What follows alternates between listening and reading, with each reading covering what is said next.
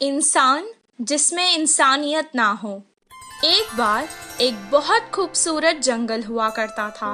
उस जंगल का राजा एक शेर था।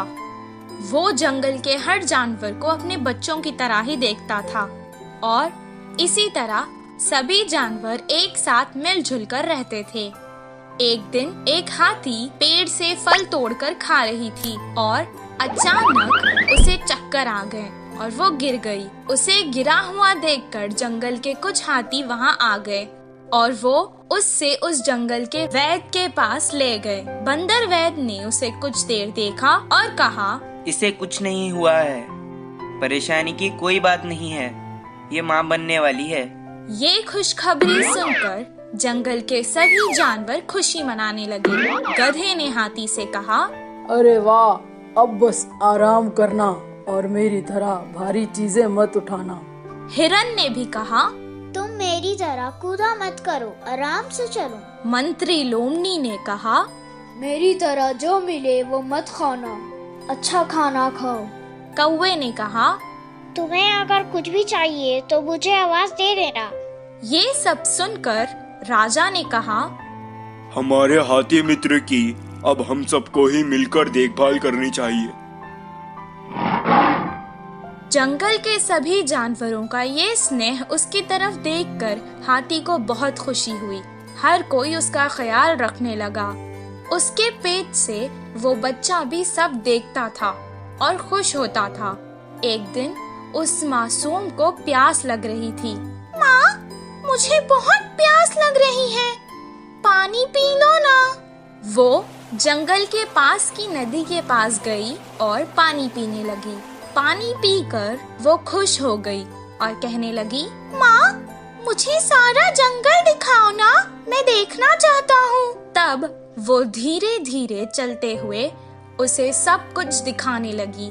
उस खूबसूरत जंगल को देखकर उसके बच्चे को बहुत खुशी हुई। अचानक वो रास्ता भटक गई और जंगल के पास के गांव में आ गई। उस गांव में 2 शरारती बच्चे रहते थे। वो हमेशा सबको सताते और खुश होते थे। गांव के मुखिया की कई डांट पड़ने के बाद भी वो ना बदले, बल्कि उनकी शरारत दिन ब दिन और बढ़ती चली गई। कुछ दिन बाद उन्होंने सोचा कि पटाखों के साथ कुछ शरारत करते हैं। तब उन्होंने वो पटाखे एक अनानास में भर डाले और रख दिए। तभी वहाँ से वो हाथी जा रही थी। पटाखों से भरा अनानास उन्होंने उस बेचारे हाथी को खिला दिया।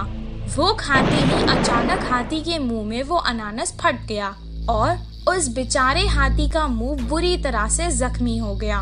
वो बेचारी तड़पती हुई यहाँ वहाँ भागने लगी, लेकिन उसे ऐसे देखकर उन दोनों शरारती बच्चों को बहुत मजा आने लगा।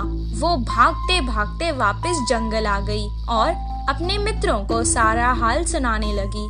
वो सब एक जगह जमा होकर बहुत दुखी हो गए। उसे सुनकर बंदर ने कहा, ये बहुत गंभीर समस्या है, इसका इलाज मेरे पास नहीं है। कुछ देर बाद हाथी का बच्चा माँ से कहने लगा, माँ, काफी देर हो चुकी है, मुझे भूख लग रही है, कुछ खाने को दो ना। बेचारी मुंह जख्मी होने के कारण ना खुद कुछ खा पा रही थी और ना अपने भूखे बच्चे को कुछ खिला पा रही थी।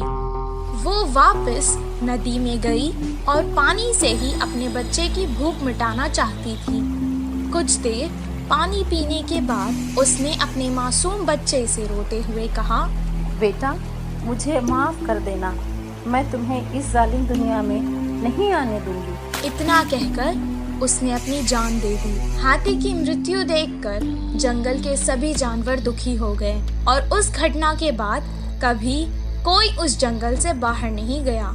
इस कहानी से हमें ये शिक्षा मिलती है कि जिस इंसान में इंसानियत ना हो वो